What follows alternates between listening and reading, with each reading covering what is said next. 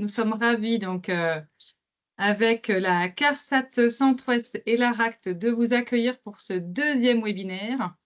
Alors Ah attendez, bah on a un oui, petit... Aquitaine, J'ai dit quoi? Ah bah oui, désolée. Centre-Ouest, mais je serais ravie que mes collègues soient là. Il y a pas de Ben oui, oui, souci. oui, mais ils seront Ils là sont les prochains. partenaires. Exactement. Merci de m'avoir corrigé. En tout cas, donc avec la CARSAT Aquitaine et l'ARACT Nouvelle-Aquitaine, nous sommes ravis de vous accueillir pour ce deuxième webinaire. Donc, rappelez-vous, la semaine dernière, on vous propose un planning intense pendant ces 3 semaines de juin sur cette thématique transition écologique et qualité de vie au travail dans l'aide et le soin à domicile. Donc, c'est un projet qui a vu le jour grâce au soutien de la région Nouvelle-Aquitaine et du Fonds de dotation Action Solidarité Intergénérationnelle.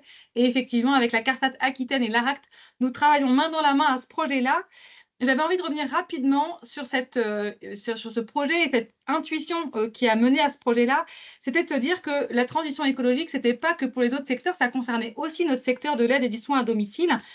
Alors certes, d'abord et avant tout parce que le secteur de l'aide et du soin à domicile, c'est un acteur de la santé. Et donc, effectivement, il y a cet enjeu de contribuer au dérèglement environnemental parce que dans la raison d'être finalement de ce secteur, c'est déjà de prendre soin des personnes vulnérables. Et donc, c'était de se dire, on va se questionner sur l'empreinte environnementale de ce secteur. Et puis finalement, au gré de nos recherches, notamment avec les travaux du Shift Project dont on a parlé la semaine dernière, en fait, on s'est rendu compte que ce secteur-là était loin d'être celui qui avait l'empreinte carbone la plus importante. Et pour nous, dans ce soutien de ce secteur-là, il était extrêmement important d'être non pas dans une culpabilisation, mais bien dans un soutien de ce secteur, de montrer, de valoriser toutes ces actions qui sont déjà engagées par les uns et les autres, parce que vous êtes nombreux à avoir déjà mis en place des petites actions pour réduire l'empreinte carbone de ce secteur-là. Et tous les petits gestes comptent, on sait que c'est important.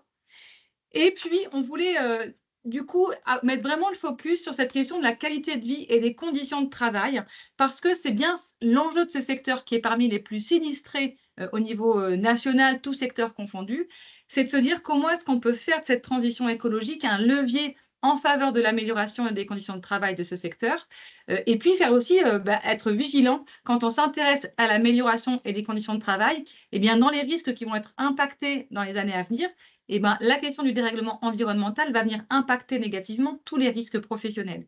Donc, c'est dans cet état d'esprit-là qu'on a voulu mener ce gros projet au niveau du Gérontopôle. Et je ne me suis même pas représentée pour ceux qui ne me connaissent pas. Je suis donc Clotilde Guillaume-Berg, responsable du pôle valorisation des métiers et formation au Gérontopôle Nouvelle-Aquitaine.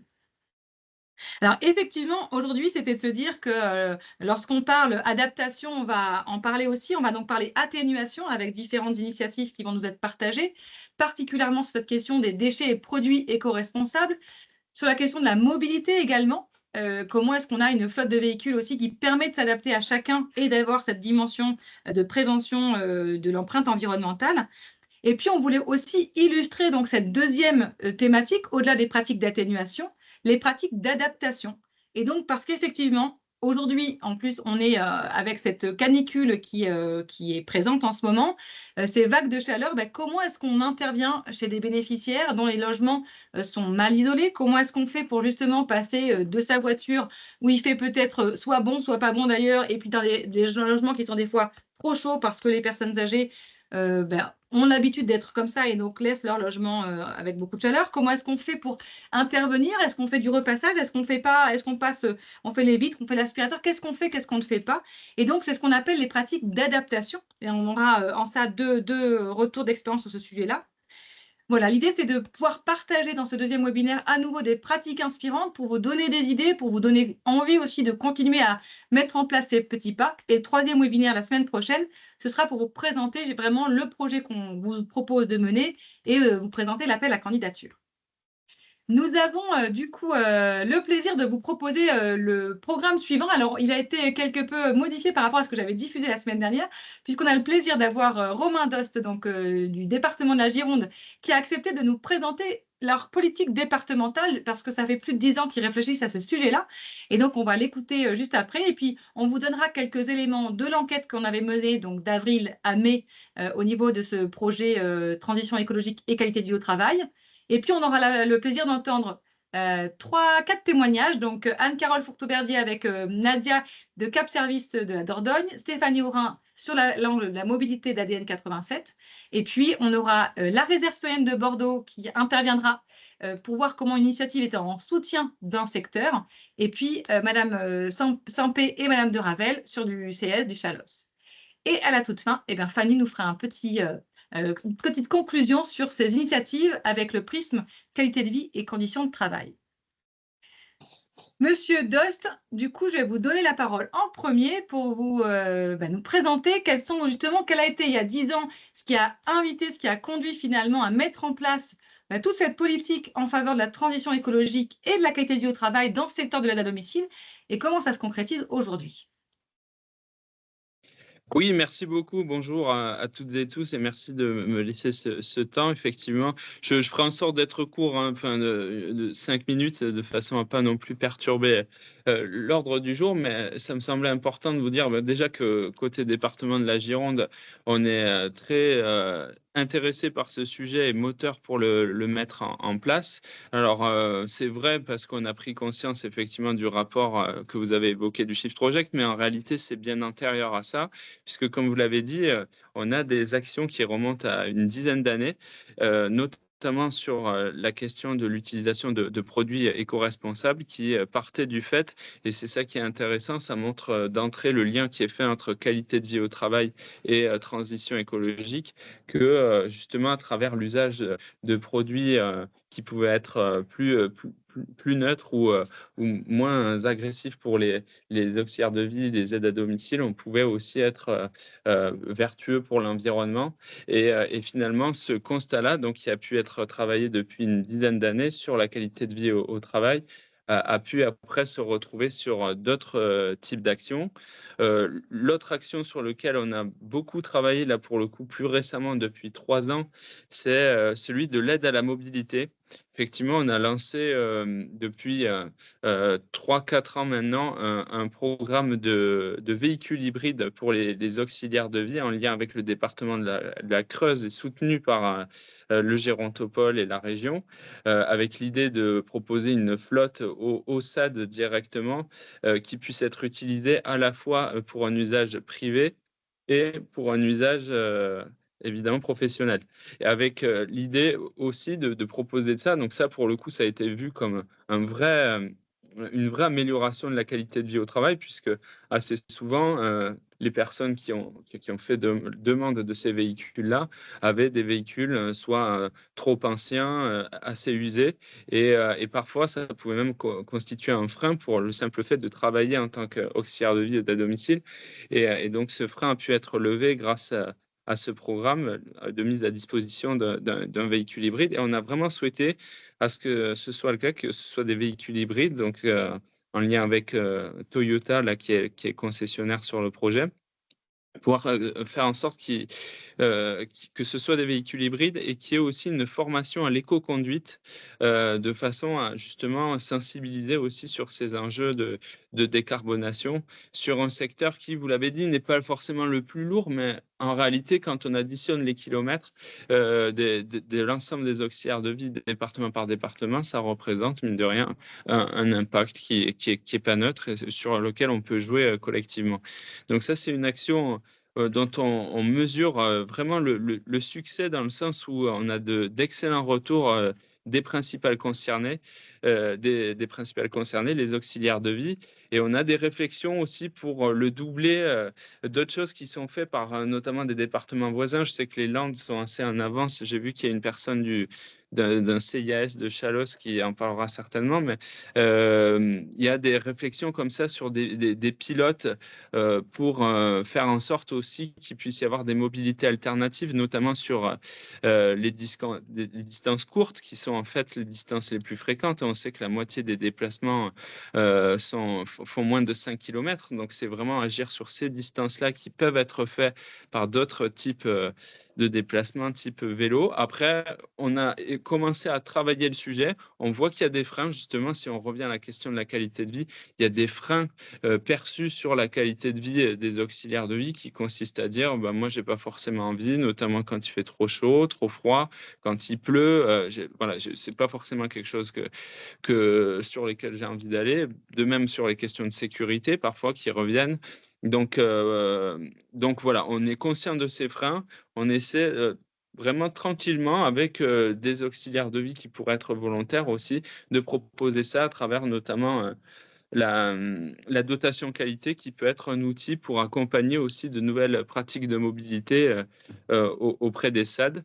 Il y a également des véhicules intermédiaires, je ne sais pas si vous voyez ce que c'est, mais des véhicules intermédiaires qui sont en fait un peu entre le vélo et la voiture, qui pourrait être aussi une opportunité demain, puisque c'est un champ qui a tendance technologiquement à beaucoup évoluer, avec des véhicules qui sont de plus en plus intéressant, utile et pratique, maniable, voilà, et qui présente en plus l'avantage de pouvoir porter une personne, puisque là aussi, c'est un des éléments qui fait que le déploiement du vélo pour les auxiliaires de vie n'est pas forcément aujourd'hui un grand public ou avec un usage large. C'est aussi le fait que souvent, on a besoin de porter une personne, et donc voilà, il y a cette contrainte-là. En tout cas, la mobilité, à mon avis, sur un champ où effectivement on fait des kilomètres, me paraît être un axe très important. On l'a dit sur l'utilisation de produits éco-responsables. Il y a un autre champ, c'est celui, effectivement, ça a été un peu aussi dit en intro, de l'adaptation des logements.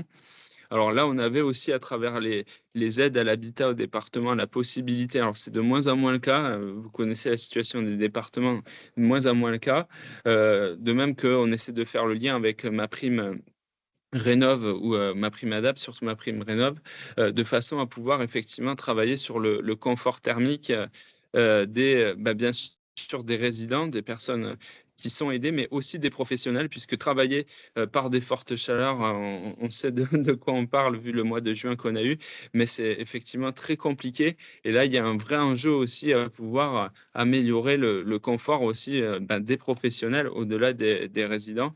Et donc, voilà, se lancer sur un plan d'adaptation des logements est important. Ce qu'on fait aussi sur le volet canicule, c'est qu'on propose 1 heure de plus aux auxiliaires de vie par semaine.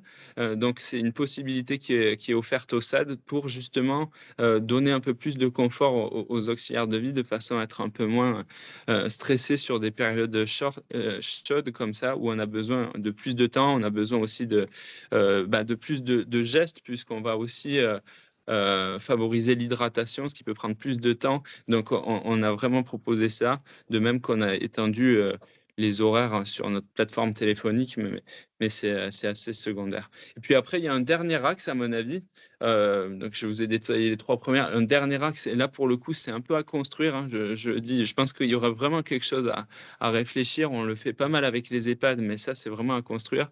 C'est sur l'alimentaire, puisque c'est vrai que quand on passe à alimentaire sur le champ de l'autonomie, on pense plutôt aux EHPAD qui ont des cuisines où on voit assez bien en matière de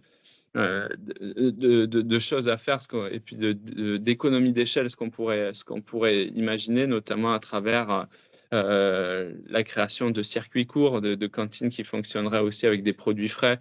Donc ça, on voit très bien. Mais sur les auxiliaires de vie, les aides à domicile, c'est aussi possible à travers des formations. Alors, c'est des choses qui se font, hein, mais je pense que là, on peut améliorer davantage le fait de sensibiliser à la fois pour les personnes aidées, le fait d'aller vers une nourriture de qualité qui est cuisinée, etc. Mais aussi pour les auxiliaires de vie, c'est quelque chose qui nous a été souvent remonté aussi, le fait que du fait de leur rythme, elles n'ont pas forcément le temps d'aller vers sur des modes d'alimentation très sains. On mange un peu dans la voiture, parfois on mange ou alors voilà, un peu sur le pouce, et donc ça n'aide pas à prendre un repas sain. Donc il y a des réflexions à avoir sur le fait de pouvoir mettre à disposition notamment des locaux pour pouvoir cuisiner, de pouvoir accompagner des pratiques aussi de cuisine plus vertueuse. Donc ça, c'est un champ qui mériterait d'être travaillé. On va voir comment on va pouvoir le traiter, mais on voit qu'il y a en fait sur ce champ des auxiliaires de vie de multiples leviers. Là, j'en ai cité 4. Je pense qu'il y en a plusieurs autres. Mais en tout cas, c'est une question passionnante, et merci de la poser en tant que telle, parce que c'est important. Voilà Merci. Merci beaucoup Merci. parce qu'on voit effectivement, votre témoignage nous montre cette transversalité finalement du sujet, hein. Vous abordez en plus parfaitement l'introduction de ce webinaire en parlant de la question de la mobilité, des produits éco-responsables, la question de l'adaptation aussi, hein, quand vous évoquez cette question de l'alimentation des personnes, des professionnels ou bien cette heure de plus proposée aux auxiliaires de vie. Du coup, tout ce que vous proposez là, ça passe par la dotation qualité ou il faut qu'on vous recontacte sur justement ces heures en plus, c'est directement les SAD qui en bénéficient ou voilà, comment est-ce que ça se passe pour Alors, bénéficier de ces non, différentes tout ne passe informations? pas par la Ah oui, tout ne passe pas par la dotation qualité. Le volet mobilité, il est travaillé à travers la dotation qualité. L'heure supplémentaire sur la canicule, ça c'est volontariste, mais c'est hors dotation qualité. On l'avait fait avant même le déploiement de la dotation qualité. Donc voilà, de même que le travail qui est mené sur l'utilisation de produits éco-responsables, c'est quelque chose qui est mené de longue date par nos services. Je disais, ça fait presque plus de 10 ans que ça a été lancé. Et la flotte de véhicules hybrides, ça a été travaillé, donc je disais, en lien avec le Gérontopole, la région, avec la région Creuse. Et là, pour le coup, c'est un dispositif qui a été mené de façon autonome, sans dotation qualité, et qui nous a d'ailleurs valu de recevoir le prix Territoria. C'est un prix qui récompense des bonnes initiatives dans les territoires. Et avec la Creuse, on avait reçu ce prix à Paris, à l'Assemblée nationale.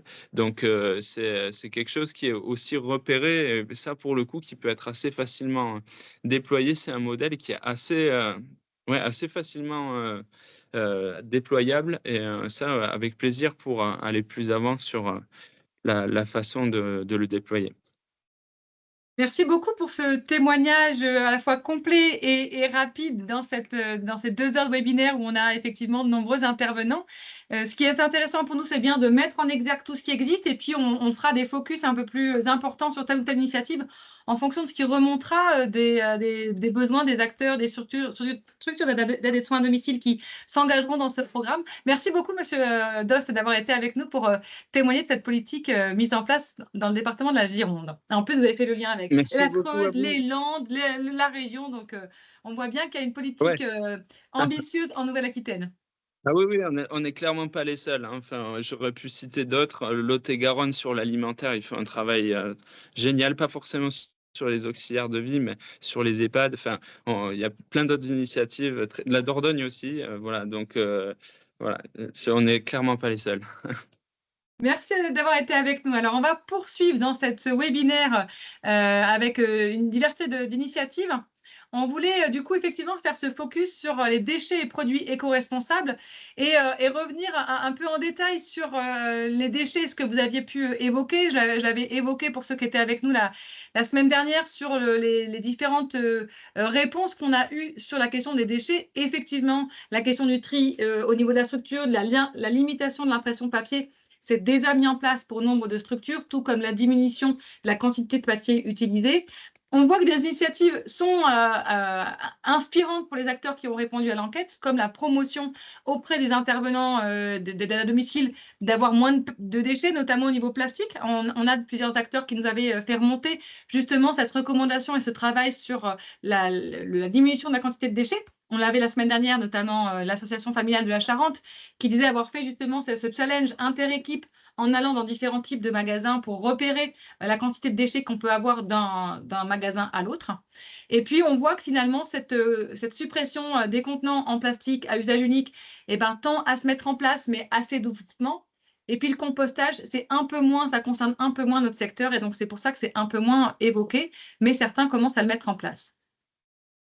Sur les produits et matériels utilisés, on a effectivement on a été très heureusement surpris de voir qu'il y a un nombre important d'acteurs qui nous ont partagé ce choix qu'ils faisaient de s'approvisionner au niveau local. Et donc là-dessus, j'avais par exemple l'AID 64 qui malheureusement ne pouvait pas être avec nous cet après-midi, qui me disait qu'à la fois pour les blouses, ils travaillent avec l'entreprise des Pyrénées-Atlantiques Blanc Bleu Blues, qui vraiment est une entreprise avec son siège local.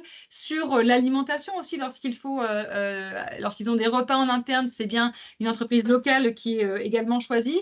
Et puis, sur le matériel, fourniture de bureau, c'est également une entreprise locale qui est choisie. Et une autre structure me disait, en fait, c'est à la fois pour des raisons voilà, écologiques, de se dire on fait faire moins de déplacements aux produits qu'on utilise, et c'est aussi un choix de faire vivre l'économie territoriale qui amène à ce choix d'entreprise locale. Ensuite, et on va le voir tout à l'heure, juste après, avec la promotion de techniques éco-responsables et de produits respectueux de la santé, on voit que c'est quelque chose qui se met en place. On aura un témoignage avec Cap Service juste après, et aussi quelque chose qui a intéressé nombre des personnes qui ont répondu à l'enquête. De même, sur les choix de matériaux de seconde main ou recyclés, on s'est rendu compte que beaucoup d'acteurs ont dit qu'ils n'y avaient pas nécessairement pensé, mais trouvaient ça intéressant. Et donc, on voit, voilà, c'est ce que je vous disais la dernière fois, qu'il y a cette envie finalement et que ça a été inspirant le questionnaire dans ce que ça pouvait générer comme nouvelles idées. Et en même temps, ce qui nous paraît le plus intéressant, c'est les témoignages, c'est ce qu'on vous évoquait. Et donc, on laisse la parole à Anne-Carole Fourteau-Verdier et Nadia Dusserex. Avec Fanny, je te laisse voilà, intervenir et animer ça. Merci. Oui, donc on donne effectivement la parole à Cap Service. Donc la première question pour du coup ce témoignage. Donc avant de nous expliquer ce que vous avez mis en place donc autour des produits éco-responsables à domicile dans le cadre de votre prestation, est-ce que vous pourriez avant nous dire qu'est-ce qui a du coup motivé le fait de s'engager dans ce type d'action? Comment cette action, ces idées d'action sont nées? Déjà, bonjour à tous. Donc, nous, au niveau de Cap Service, on s'interroge donc depuis, comme beaucoup d'entre nous, hein, on s'interroge sur les nouvelles pratiques qu'on peut mettre en place dans le cadre de la QVCT, donc depuis un moment. En 2020, on a vraiment décidé de renforcer cette QVCT et la valorisation de nos métiers en commençant par remettre en question nos pratiques plus sur le plus managérial. Et là, en fait, nous avons décidé depuis un an de travailler sur la transition écologique. Donc là, ce qui nous a sensibilisés, en tout cas moi en tant que directrice, c'est que personnellement, chez moi, j'ai mis en place donc de nouvelles pratiques et très sensible, notamment en ayant un public fragile à domicile, des enfants par exemple. J'ai voulu optimiser donc un minimum de pollution dans mon habitat. Et nous qui travaillons avec un autre public fragile, qui sont les personnes âgées, je trouvais que c'était logique de l'adapter aussi au sein de notre structure. Donc, à partir de là, j'ai commencé à mettre en place pour les salariés des formations donc, sur les produits éco-responsables. Donc, on a d'abord sensibilisé les salariés tout en essayant d'identifier les freins qui pouvaient être, que ce soit au niveau du salarié comme au niveau des clients. Et à partir de là, on a construit les projets de formation pour essayer de répondre à ces différents freins. Donc, après, je ne sais pas si je vous détaille le Oui. contenu des… Oui, bien sûr, ouais. C'est l'idée du témoignage, c'est que vous puissiez aller un petit peu plus loin. Vous pouvez nous expliquer concrètement, effectivement, ce que vous avez pu mettre en place pour pouvoir arriver à développer ce type d'action. Au niveau de la mise en place de la formation, donc il s'agissait de sensibiliser donc tous les salariés à l'utilisation des produits éco-responsables, parce qu'on s'était rendu compte que certains salariés n'étaient pas en accord avec ces pratiques-là, parce que c'était une méconnaissance ou parce que c'était trop long, trop compliqué, ça ne marchait pas. Donc, tous ces freins-là, on a essayé donc d'y remédier au niveau de la formation. Il y avait donc les freins au niveau des salariés et les freins au niveau des clients qui, eux, sont parfois réticents au changement des pratiques, sachant que souvent, on utilise leur… Donc, c'était d'autant plus difficile d'arriver à les persuader. Donc, ce qu'on a fait au niveau des bénéficiaires, c'est qu'on a essayé de proposer des paniers pour leur éviter, en fait, des paniers de produits éco-responsables, de façon à ce qu'ils n'aient pas à faire la démarche, eux, d'acheter des produits et d'essayer ou de les fabriquer eux-mêmes. Donc, ça a été une première option. Ou dans un deuxième temps, et là, Nadia peut en parler parce qu'elle intervient sur les domiciles auprès des personnes âgées et donc elle a sa technique en fait pour essayer de les convaincre de passer donc aux produits Responsable. C'est vrai que chez les bénéficiaires, au départ que je suis arrivée, c'était des produits très forts et très puissants qui, pour eux, ne changeraient pas. Et en faisant la formation, je me suis rendu compte moi-même, chez moi déjà, qu'avec des produits éco-responsables, on pouvait avoir de très bons résultats. Déjà d'une, parce que c'est les résultats qui comptent en premier, et pour la santé des bénéficiaires, et pour la mienne aussi, que c'était beaucoup plus sain de prendre des produits éco-responsables. Donc, pour les personnes à qui on va, il vaut mieux leur montrer en travaillant justement, en montrant que le résultat est pareil que si on prenait, mettons, de la javel ou du vinaigre blanc avec du bicarbonate. Ils voient que le résultat est pareil. Et bon, après, il y a au niveau des odeurs, des fois ça leur plaît pas trop, mais bon, on arrive toujours à mettre une petite pointe d'huile essentielle parce qu'ils ont leur habitude. Mais en voyant le résultat, petit à petit, puis moi, je viens aussi pour leur faire les courses. Donc, du coup, sur la liste, je leur dis, on met plus la javel, on met le vinaigre blanc, et puis ils s'adaptent petit à petit. Et puis, finalement, je pense que c'est bien, aussi bien pour avoir un bon résultat pour eux, pour leur santé, et aussi pour le quotidien des toilettes, des sanitaires, de tout, quoi, en fait. On a de plus en plus de personnes qui viennent à en venir avec ces produits éco-responsables. Oui. Et Ce que vous dites, du coup, c'est intéressant. Ça veut dire que vous avez mis en place effectivement des phases un peu de test où vous avez laissé la possibilité de tester ces produits avec les bénéficiaires et leur laisser après peut-être le choix effectivement de continuer ou pas. Oui, c'est ça, oui, oui, parce que bon, on ne peut pas obliger non plus, mais c'est les personnes un peu fragiles de leur santé, déjà, il faut qu'ils prennent soin de leur santé et ils ne se rendent pas compte que justement, il y a des produits qui ne sont pas très bons et qui sont quand même en vente, mais et ils pensaient qu'il n'y avait rien qui pouvait les remplacer au départ, hein, que le résultat ne serait pas possible avec autre chose, quoi. Et petit à petit, bon, après, si on fait des nouveaux bénéficiaires, il faut un petit peu recommencer tout, quoi, parce que les nouveaux, ils ne sont pas au courant, mais bon, après, ils s'y font bien, hein. Et puis, au niveau économique aussi, c'est économique aussi, hein. au niveau de la gestion, des déchets aussi. Oui, voilà, ben oui, c'est sûr, hein, parce qu'avant, moi, quand j'arrive dans les maisons, il y avait des fois 10 produits, pas grand-chose, et maintenant, on n'est plus rendu à 1 ou 2, quoi. Le changement, ils y arrivent, hein, petit à petit, quoi. Mais c'est vrai que le fait de faire les courses pour Oui. le bénéficiaire, ça peut aider. C'est vraiment une façon de faire rentrer les produits sur le domicile, en fait. Parce que, bon, c'est basé sur la confiance, la relation est basée sur la confiance. Voilà, oui. Donc, c'est vrai que ça marche assez bien. Ça marche assez bien, et puis bon, après, il y a une confiance créée, et puis c'est surtout le résultat aussi. J'aime bien que ça soit bien propre, donc le résultat est là aussi. S'il n'y avait pas de résultat, je pense que ça, leur santé, bon, ils sont fragiles, ils le savent, mais le résultat compte quand même.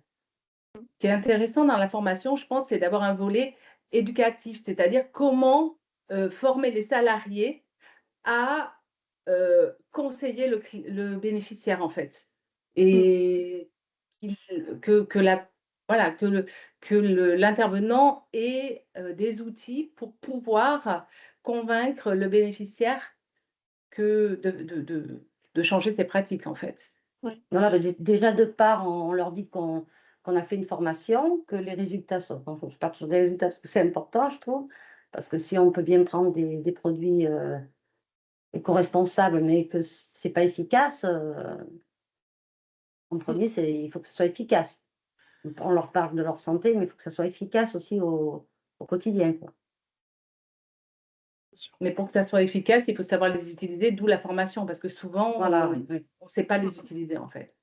Ben oui, parce qu'on peut avoir du vinaigre blanc, on peut avoir du carbonate, de l'acide citrique, si on ne sait pas l'utiliser, oui, il y a des dosages quand même, il y a à respecter, et ça peut remplacer beaucoup de produits, hein.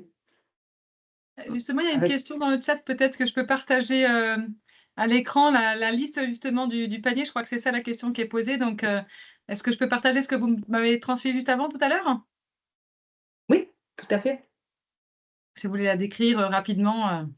Oui, alors l'idée, c'est quand on intervient pour la première fois chez un bénéficiaire, de lui donner en fait la petite fiche d'intervention avec laquelle enfin, que va utiliser donc l'intervenante, avec les produits que va utiliser l'intervenante.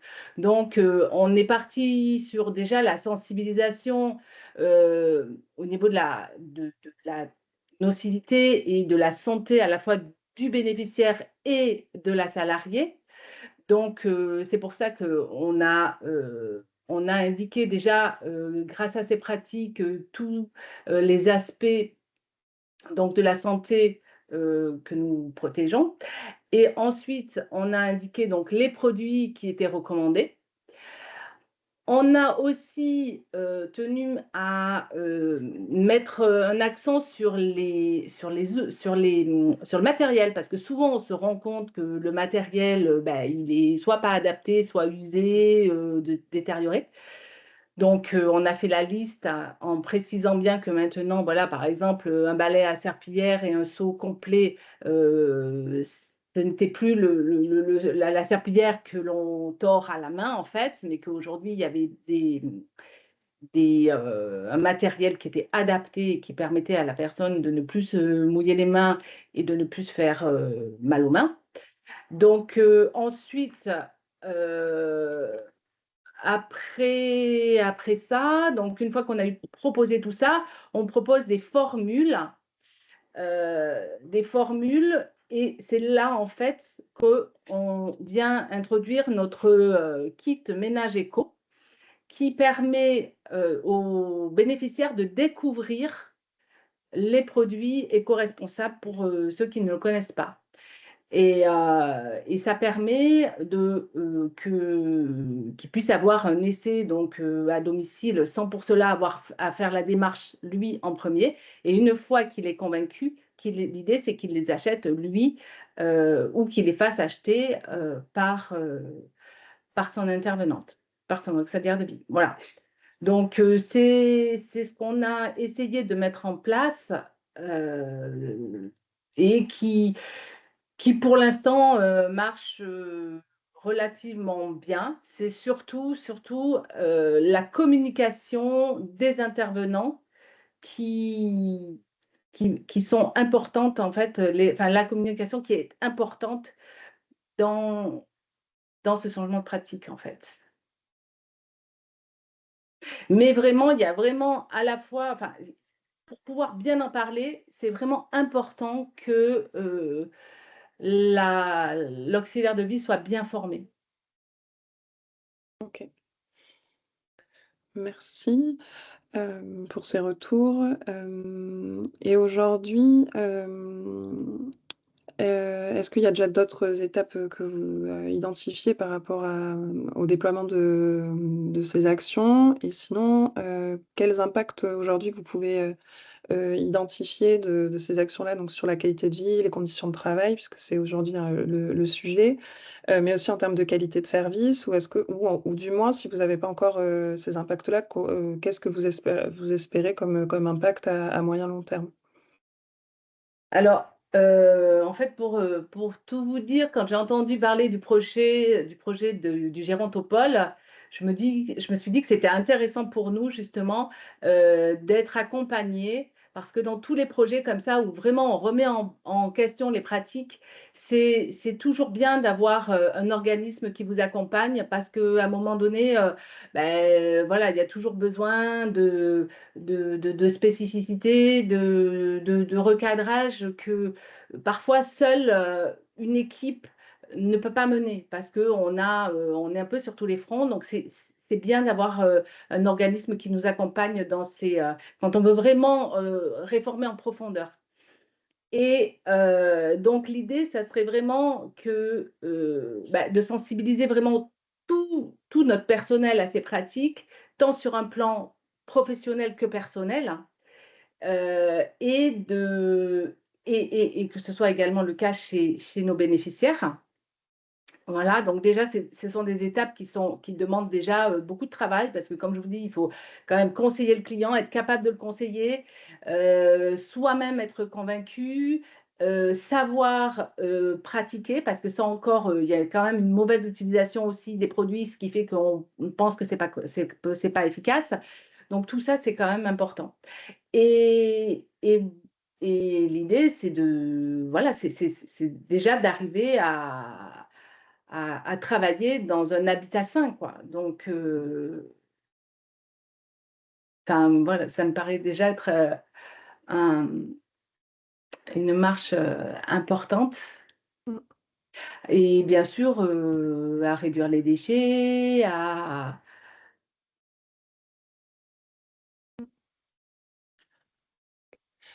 Est-ce que en termes aussi, en termes d'impact économique, est-ce qu'effectivement c'est un coût quand même au démarrage, ou au Alors contraire voilà, c'est un coût, ça ne l'est pas et du coup et c'est pour en plus, diminuer les coûts, oui, alors après, il y a 2 choses, en effet, parce qu'il y a l'utilisation des produits basiques, vinaigre blanc, savon noir, mais il y a aussi le choix parfois de faire, appel à des produits, écolabel.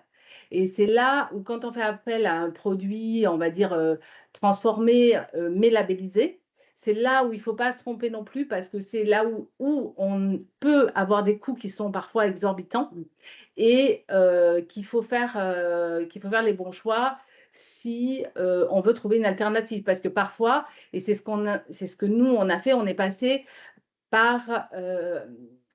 on n'est pas... Pour ceux qui étaient réfractaires aux produits complètement écologiques comme le vinaigre blanc ou le savon noir, on a choisi de prendre des produits éco-responsables, ce qui nous permettait déjà une transition qui soit un peu plus, enfin, douce, en fait, pour ceux qui n'étaient pas convaincus. Et là, donc, on a trouvé des fournisseurs, oui, au niveau local, qui nous ont permis donc d'avoir, par exemple, du produit pour les vitres. Certaines ne voulaient pas utiliser le vinaigre blanc parce que soit l'odeur ne leur convenait pas ou parce que parfois il y a aussi des réactions allergiques sur certains produits. Donc là, on est passé par une filière intermédiaire, en fait, donc, mais locale. Donc ça nous a permis d'investir. Alors bien sûr, ça reste quand même des produits qui sont un peu plus chers que des produits traditionnels, en fait. Donc là, il y a une légère augmentation du coût. Donc, c'est vrai que ça a un impact, mais je pense que ça a un impact aussi sur l'image de la structure. C'est-à-dire que quand les gens voient qu'on ne déroge pas et qu'on reste fidèle à nos pratiques, je pense qu'au niveau de l'image, ça peut aussi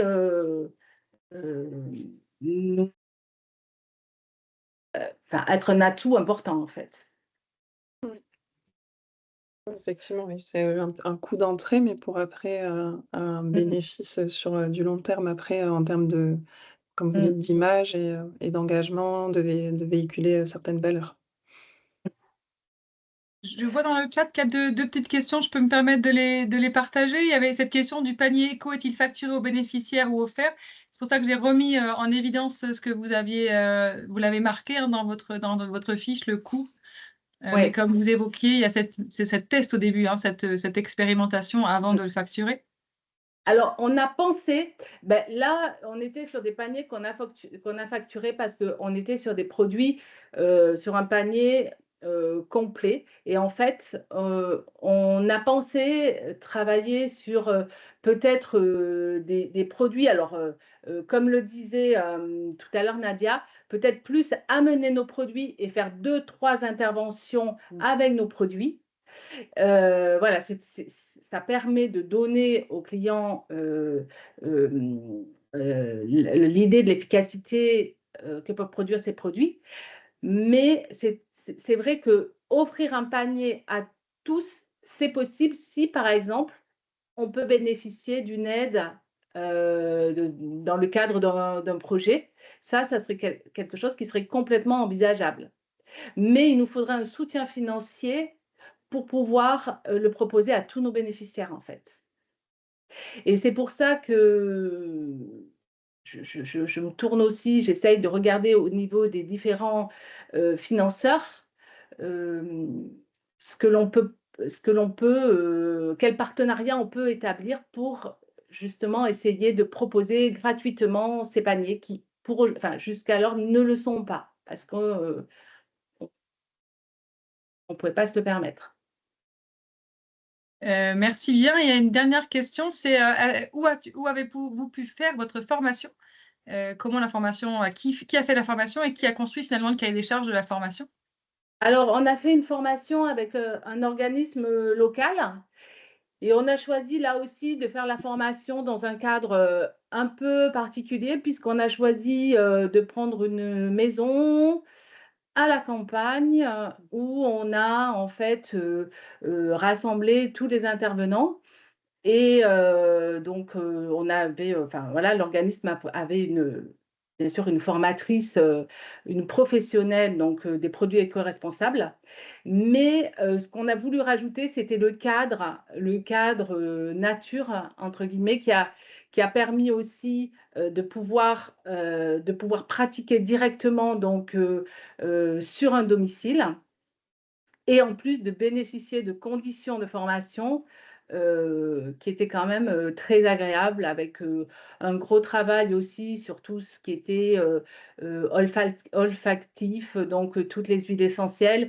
Et on travaille aussi à travers ces formations sur le bien-être aussi de la salariée. Et tu nous dirais le nom de l'organisme de formation que tu as fait intervenir?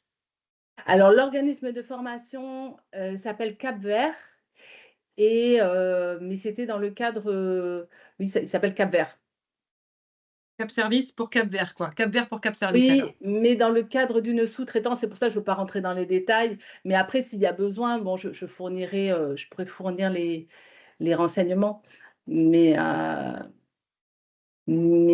voilà, l'organisme qui a dirigé la formation s'appelait Iliaka et faisait appel en sous-traitance à l'organisme Cap-Vert qui avait la professionnelle au niveau du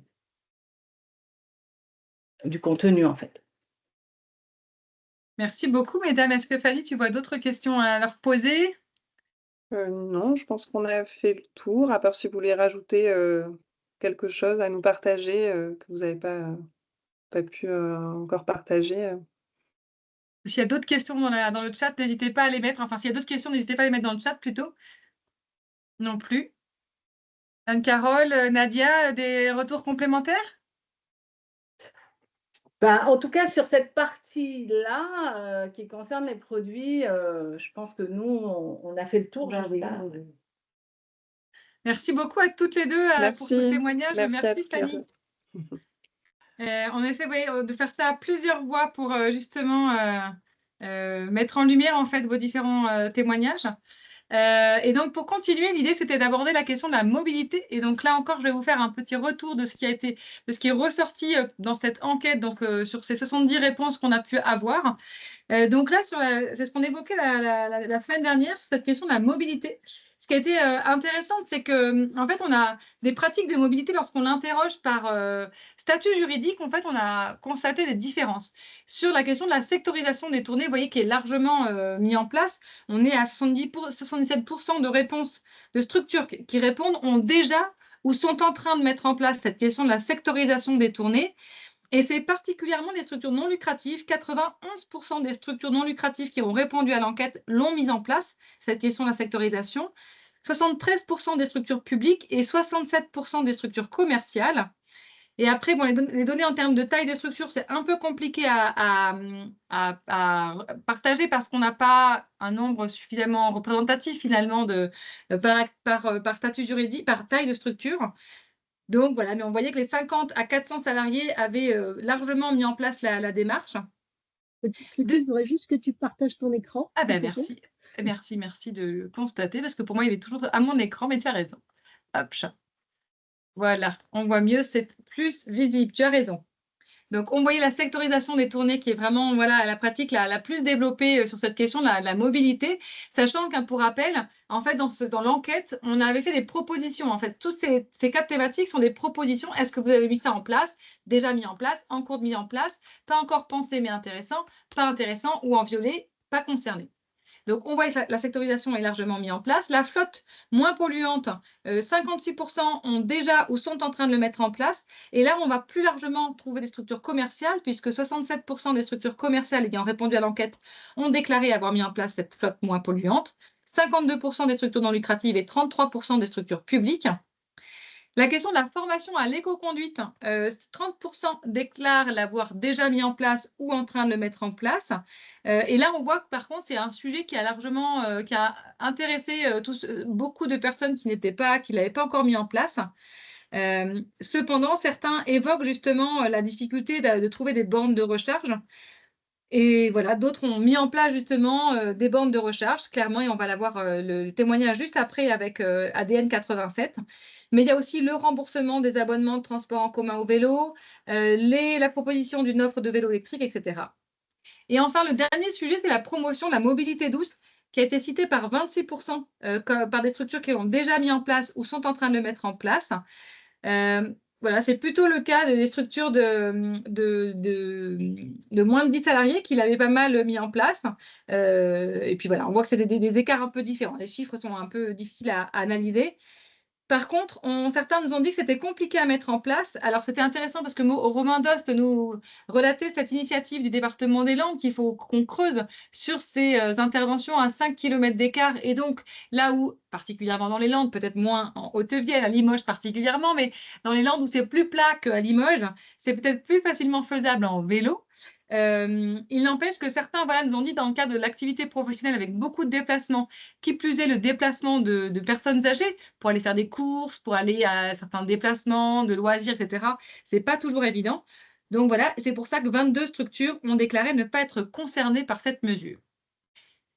Sandrine, je te laisse prendre la suite pour justement donner la parole à notre témoin. Voilà, on est heureux d'accueillir, merci Clotilde, on est heureux d'accueillir Stéphanie Aurin, qui est directrice opérationnelle donc de la structure ADN 87. Vous êtes sur Limoges et Saint-Junien, donc en secteur, alors voilà, je connais pas le secteur, mais rural et semi-urbain, voilà, et urbain. Et vous avez 140 salariés et vous avez mis en place une flotte de véhicules pour vos salariés pour justement résoudre ces problèmes de mobilité. Et juste, ce qui nous intéresse dans un premier temps, c'est de savoir quelle est votre première motivation par rapport à cette action. Qu'est-ce qui vous a poussé à vous engager sur cette action sur la mobilité? Alors bonjour à tous. Alors si on doit répondre à cette première question, il faut vous dire qu'ADN s'est créé depuis 2012 et que la gérante, elle voulait quelque chose qui soit différenciant par rapport à l'offre locale en fait. Et donc ça a été la première à se dire on va déployer une flotte de véhicules de service à disposition. Et il y avait cet enjeu de dire on va faire quelque chose, l'engagement c'est important et pas uniquement sur les personnes vulnérables, donc on part sur de l'électrique. Et donc de suite, alors la flotte à l'époque, en 2012, elle était moindre qu'aujourd'hui, mais de suite, il y avait quasi la moitié en électrique. Voilà. Ce qui s'est confirmé au fur et à mesure des années, puisqu'aujourd'hui, on a à peu près 65% des... Alors on a 71 véhicules dans la flotte. Et on a 40% électrique et 25% hybride. Donc, on est un petit peu plus de 65% sur les deux modes. Et puis, on va voir en fonction du propos ce pourquoi on ne passe pas en tout électrique. Et vous l'avez précisé dans la présentation d'ADN, on a 2 secteurs d'intervention. L'urbain sur Limoges, où là, ça ne pose aucun problème. Sur Saint-Junien, puisqu'on est sur secteur Saint-Junien, Rochechouart, Cussac et compagnie, donc là, on fait du rural avec des distances qui sont plus importantes.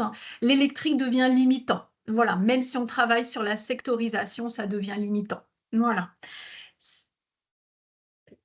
Donc, effectivement, alors, donc, du coup, vous avez parlé de comment vous avez mis en place quand même avec les salariés, ce type de véhicule, comment ça s'est passé c'est d'emblée sur un engagement fort de la structure, mais quand même, les salariés n'ont pas l'habitude de ce type de démarche. Sur l'engagement, en fait, comme beaucoup de choses chez ADN, c'est un peu déstructuré au départ. On se lance, pour ceux qui nous connaissent, on se lance et puis on réfléchit un petit peu après sur les usages, les retours et on capitalise un petit peu sur tout ça.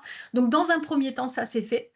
L'impact des salariés, il a été tout de suite positif et ça a été perçu, voire quasi mesurable. La première des choses, c'était le moins de bruit par rapport aux véhicules qui étaient confiés. Voilà, donc c'est quand même pas neutre parce que d'abord, ils font beaucoup de trajets, qui sont souvent en stress et le fait de dire que quand ils sont en voiture, finalement, c'est des temps au calme, c'était pas neutre comme impact. La conduite plus fluide, parce qu'il y a éventuellement, en fonction, c'est aussi des automatiques, donc pas de passage de vitesse, une réponse facile à l'accélération, un frein moteur régénératif, tout ça, ça facilite et ça fluidifie la conduite. Donc ça, c'était plutôt chouette. Du coup, il nous disait que c'était une conduite qui était plus douce et moins fatigante, sachant que pour certaines de nos collègues, elles vont faire 350 km par jour. Donc, quand on a un impact sur la fatigue, c'est de suite mesurable. Une facilité à se stationner, parce qu'en plus d'avoir choisi électrique, on a plutôt pris des véhicules urbains. Et donc, quand on est en agglomération de Limoges, ce que les collègues de Saint-Junien n'ont pas précisé, mais par contre, Limoges, c'était une facilité à se stationner, un peu en vrac, un peu qui dépasse, etc. On a pris d'ailleurs moins de PV, donc je ne sais pas si c'est aussi l'intention qui avait été donnée à vous mettez un parc-mètre, vous n'avez pas dispensé, mais aussi des stationnements plus adaptés. Donc tout ça, ça a été mesurable de suite. Le côté un peu fashion, c'est le format des véhicules. Voilà, ils sont plus ronds, ils sont récents, ils sont neufs. Et alors là, on a vu un espèce d'élan des équipes à dire « et moi, je peux en avoir un ?» Et donc, du coup, c'est qu'il y avait un intérêt. Voilà, c'est-à-dire que dans ce que les collègues disaient d'aspect positif, c'était vertueux sur la dynamique. Et du coup, s'ils étaient volontaires, ils se sentaient plus responsables.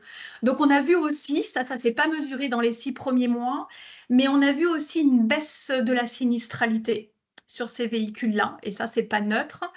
Et puis, des véhicules mieux entretenus sur l'intérieur, parce que les équipes, du coup, sont responsables du véhicule qui leur est attribué en petite équipe. Donc ça, c'était plutôt chouette. Voilà, et ça a été vraiment, vraiment très vite perçu. Il y avait... comme une récompense, vous voyez, elles sont d'abord, on s'avise qu'elles soient bonnes conductrices, les collègues évidemment, et si on leur confie un véhicule, il y a une forme de récompense, de reconnaissance du travail fourni. Enfin, ça va dans un tout. C'était plutôt assez vertueux. Et la façon dont sont attribués les véhicules, c'est-à-dire qu'en fait, chaque salarié a un véhicule, c'est par une équipe, c'est un véhicule personnel, professionnel, comment ça se passe? Alors, j'ai envie de dire, c'est un peu à la carte. On va valoriser des gens qui ont une fidélité vis-à-vis du service, où on connaît leur sinistralité, effectivement, il y a une forme de récompense. Alors, c'est pas très codifié, je vous l'accorde, mais néanmoins, ça fonctionne.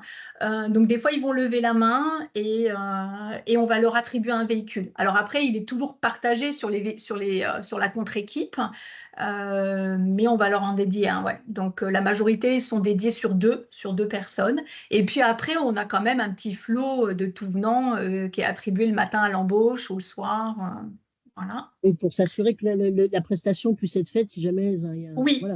Parce que la particularité aussi d'ADN, c'est de travailler en continu. On travaille 7 jours sur 7 et 24 heures sur 24. Donc, de fait, l'attribution des véhicules dans la répartition en fonction de la pertinence des tournées, du kilométrage à honorer, c'est important. Évidemment, si vous êtes en thermique, comme nous on travaille en posté, la thermique, elle peut faire les trois postes en fait. Elle peut faire le matin, elle peut faire l'après-midi, elle peut faire la nuit. Ce qui n'est pas le cas avec le thermique quand il faut 8 à 10 heures de recharge. Voilà. Donc, du coup, ça a eu un impact quand même sur l'organisation du travail ou pas, de mettre en place ces véhicules électriques? J'ai pas entendu, du coup, ça a coupé sur le début de votre question. Est-ce que du coup, ça a eu un impact sur l'organisation du travail en fonction du type de véhicule? Oui, alors nous, on avait déjà lancé la sectorisation, mais finalement, tout ça est très volatile en fonction des entrées des bénéficiaires, des sorties, des nouveaux collaborateurs. Donc, ça nous oblige en fait à insister sur la sectorisation de façon plus fréquente, voilà, et de quasi l'avoir ritualisée. Voilà, on le fait une fois par trimestre et ça nous oblige du coup à ce qu'elle soit plus pertinente. Nos collègues qui vont sortir hors de l'agglo, qui vont avoir plus de kilomètres, vont de fait pas avoir de véhicule électrique. Mais c'est aussi à nous de communiquer. À la fois, c'est une récompense de se faire attribuer un véhicule électrique, mais que ce n'est pas nécessairement une punition de ne pas en avoir un. Et ça a été un biais en fait au tout départ. Il a fallu qu'on soit vigilant là-dessus, à survaloriser l'électrique, qu'il ne fallait pas que ce soit une essence qui soit punitive. Ça nous a imposé à avoir aussi un gestionnaire de flotte, voilà, parce que 71 véhicules, ça commençait à être, à être hors clou pour les responsables de secteur ou la chef de service. Donc, on a intégré cette compétence à temps partiel dans l'organisation. Il veille du coup, oui, à l'entretien intérieur. Ça peut lui arriver de distribuer des petits coups de pelle quand, par forme de coup de gueule, quand les véhicules sont pas bien nettoyés. Il gère aussi toute la maintenance préventive ou curative qui est donnée par les constructeurs. Tout ce qui est sinistralité, quand on prend un trottoir, un pneu, etc. Donc, de façon concomitante, on a aussi gagné en sécurité. Voilà, je veux dire, il n'y a jamais plus un pneu qui est un petit peu lisse parce qu'on était moins vigilant, etc. Donc, on a de façon concomitante et c'était pas un objectif de départ, mais on en était quand même très satisfait. Ouais. Et alors, il y a des questions, j'ai vu dans le fiche, même Fanny, si tu peux nous... Oui, j'allais effectivement proposer de lire les questions. Donc, on a une première question. Donc, une retenue est-elle faite sur le salaire des agents pour leur fournir ces véhicules? Comment sont-ils financés? Alors, en fait, on a 3 modalités. On en a 2 assez classiques. On a des personnels qui ont des véhicules de fonction. Donc là, on a envie de dire c'est contractuel. Il y a un avantage en nature, c'est sur le bulletin. Voilà, c'est fiscalisable, etc. Il n'y a pas d'ambiguïté là-dessus. Mais du coup, les personnes qui ont le véhicule de fonction, on est tous en 100% électrique, par contre. De sorte à ce que, comme c'est plutôt les managers, qu'on puisse être aussi une invitation à donner l'exemple. Ensuite, on a les modalités de véhicules les véhicules de service. Donc ça, c'est assez classique. Ça impose du coup de venir au bureau chercher les clés. Alors nous, on y voit un intérêt, mais c'est un choix d'organisation parce que c'est un temps qui est précieux pour se connaître, communiquer, transmettre aussi sur certaines informations qui ne sont pas forcément tracées. C'est le moment du café, voilà. Et donc, le café, par exemple, est distribué à titre gratuit toute la journée. Et donc, ce moment-là est celui on se retrouve dans les locaux. Voilà. Donc, comme on se retrouve dans les locaux, on peut venir chercher une clé de véhicule attribué. Donc, chacun va regarder le matin quel véhicule lui a été attribué par le gestionnaire de flotte. Voilà. Et ensuite, la troisième modalité qui a été mise en place l'année dernière sur l'impulsion de la MEF 23, de la Maison de l'Emploi et de la Famille, c'est des véhicules qui sont dits à redevance. Là, c'est des véhicules qui vont être plutôt hybrides pour qu'on puisse satisfaire la plus grande majorité. On en a 18 à l'heure actuelle. Et en fait, le coût, donc c'est des véhicules qui sont en location sur des durées de 24 mois avec un nombre de kilomètres qu'on a choisi. Et nous, on les a pris à 50 000 sur les 24 mois. Et en fait, la redevance, donc la location, elle est prise pour moitié au niveau des salariés et pour moitié au niveau de l'organisation. Par contre, ça fonctionne comme un véhicule de fonction, c'est-à-dire elles rentrent chez elles avec. Leur conjoint, s'il y a une union validée, peut le conduire. Et ils sont déclarés pour cet usage perso aussi. Voilà, avec une refacturation du kilomètre salarié effectué.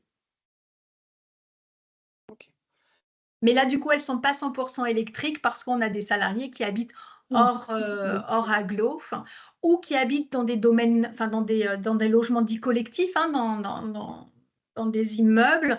Et là, on en vient à la contrainte de l'utilisation, de la disponibilité de la borne.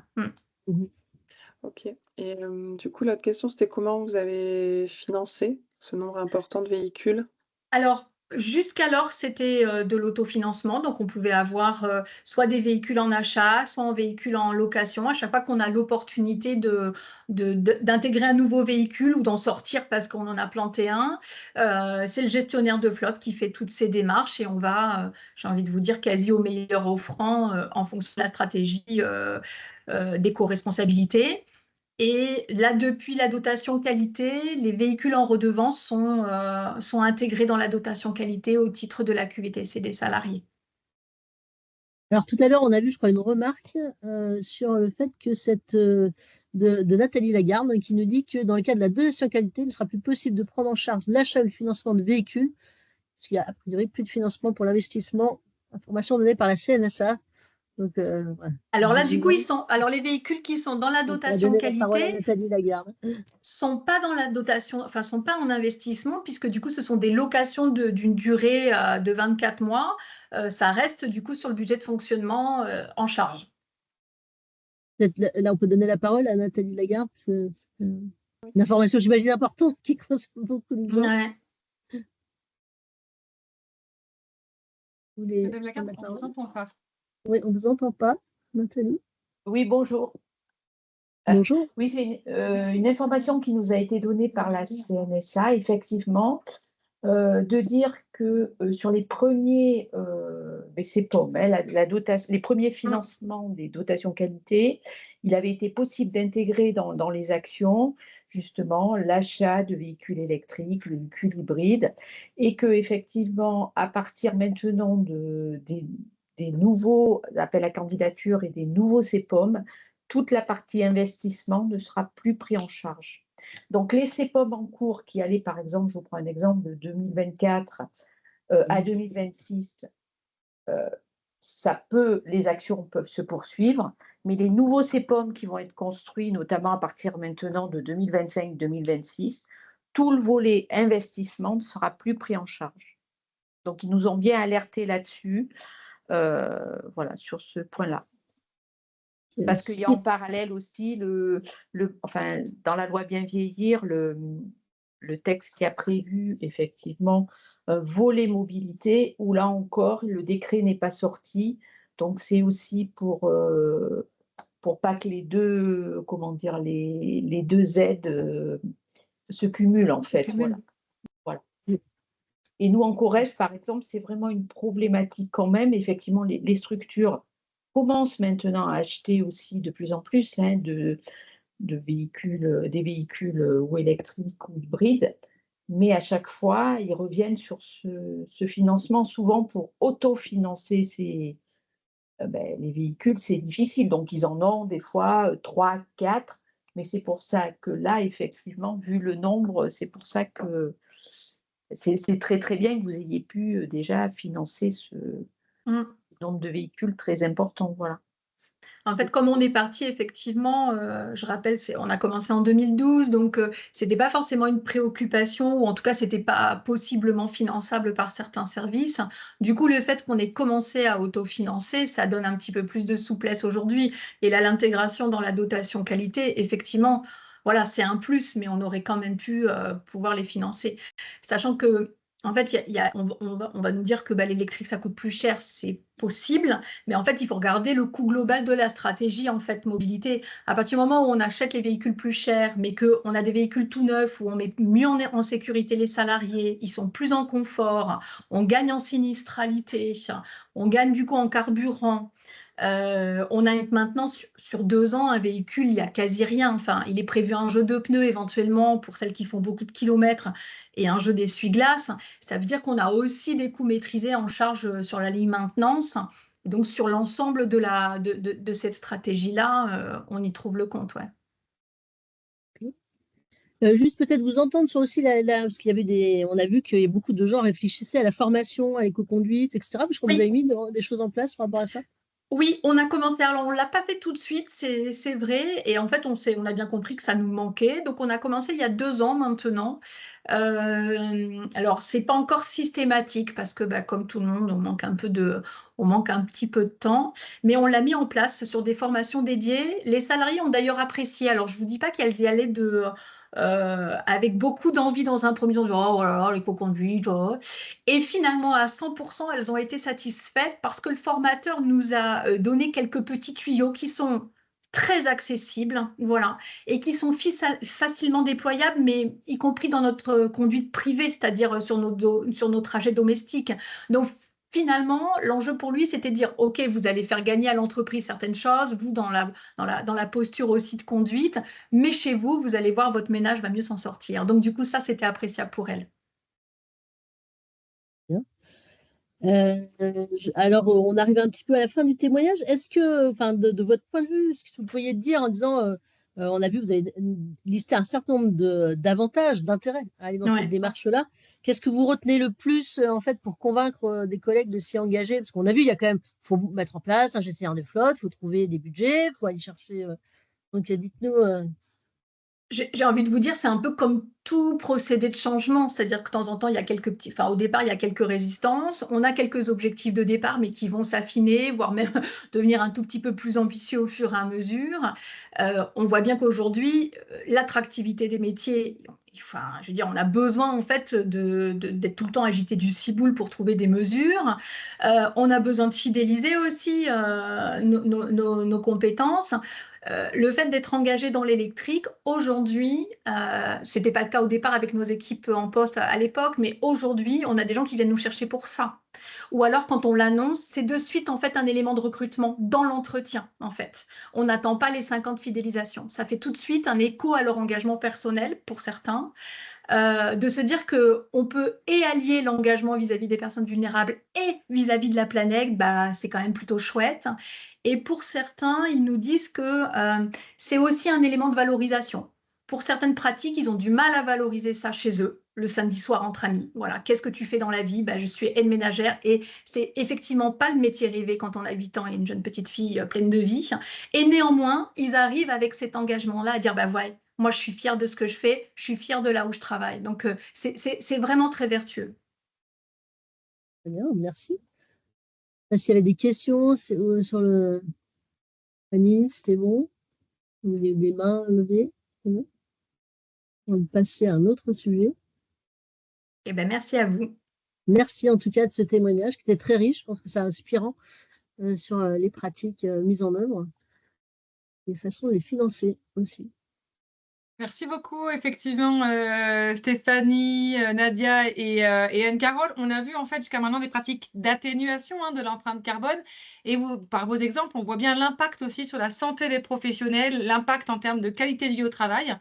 Là, l'idée, c'était aussi de faire un focus sur ces pratiques d'adaptation. C'est-à-dire que je ne dis pas que vos initiatives, elles sont pas aussi dans l'adaptation, puisque c'est ce qu'on voit. La question de la santé, justement, des professionnels, elle est en jeu. Et cette question de l'irritation qu'on a avec les produits éco-responsables, enfin, c'est d'autres produits non éco-responsables. Avec la mobilité, on voit bien qu'il y a un enjeu d'adaptation aussi. On parlait de la question du coût des carburants aussi, ou de la difficulté de trouver des carburants.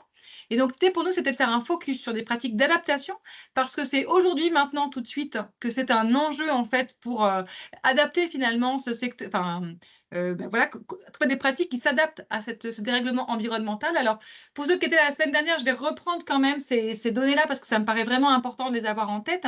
C'était le ressenti des 70 répondants sur la survenue de ces événements qui viennent contraindre aussi avec ses conséquences sur les organisations, les professionnels. Et donc, on voyait que la question du cours des carburants, c'est une des premiers éléments les plus importants sur lesquels il y a une forte hausse. On l'a vu, c'est aussi fluctuant. Et donc là, effectivement, le retour de Stéphanie sur question de l'électrique est un moyen d'éviter cet élément-là. Bon, il y a la question aussi de la canicule, on l'a vu aujourd'hui, donc ça, c'est des fortes hausses ou des moyennes hausses, donc c'est aussi comment est-ce que ça vient compliquer aussi le travail. Et puis des contraintes environnementales qui apparaissent, qui arrivent, et donc comment est-ce qu'on le gère également. Je ne vous parle pas de l'inondation, mais on en parlera tout à l'heure avec notre témoignage, puisque c'est aussi comment est-ce que ça modifie, ça perturbe aussi le travail. Les conséquences qui ont été évoquées, c'est la question du décalage de planning comment est-ce que je modifie l'organisation du travail? C'est une des questions de Sandrine tout à l'heure. Comment est-ce que ces événements extrêmes vont inviter finalement à revoir chez qui j'interviens, les prestations que je vais supprimer ou modifier chez différents intervenants? Et puis Romain Dost nous le présentait tout à l'heure, c'est 1 heure en Gironde de plus qui est donnée pour justement avoir du temps pour intervenir auprès des différents professionnels.